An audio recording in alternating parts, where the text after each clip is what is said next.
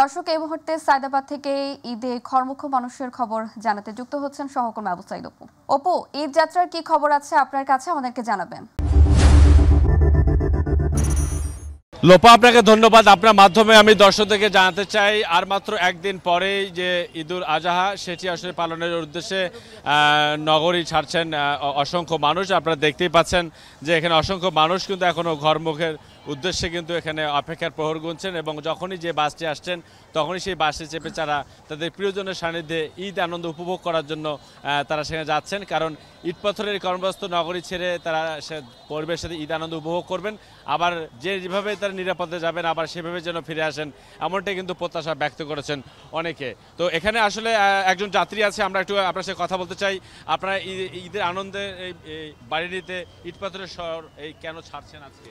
Actually শিকড়ের টানেই ছুটে চলা, তো দিন শেষে সকল কষ্ট ক্লান্তি দূর করে যখন বাবা মায়ের সাথে একসাথে ঈদ করব তখনই অ্যাকচুয়ালি আসল আনন্দ খুঁজে পাই আমরা। আচ্ছা ম্যাডাম, আপনার কাছে জানতে চাই এই ঈদের আনন্দের জন্য কেন এই ইট পাথরের নগরী ছেড়ে পরিবারের সাথে ঈদ করতে হবে?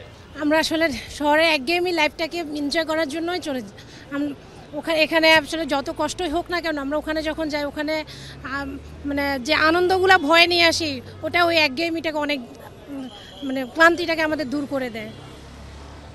লোপা, আপনি শুনছিলেন যে একজন যাত্রী এবং আরেকজন যাত্রী বলছিলেন যে পরিবার পরিজনের সাথে ঈদের আনন্দ উপভোগ করতে এবং প্রিয়জনের সাথে প্রিয় মুহূর্তটুকু কাটাতে তারা আসলে আপন নিরে ছুটে যাচ্ছেন।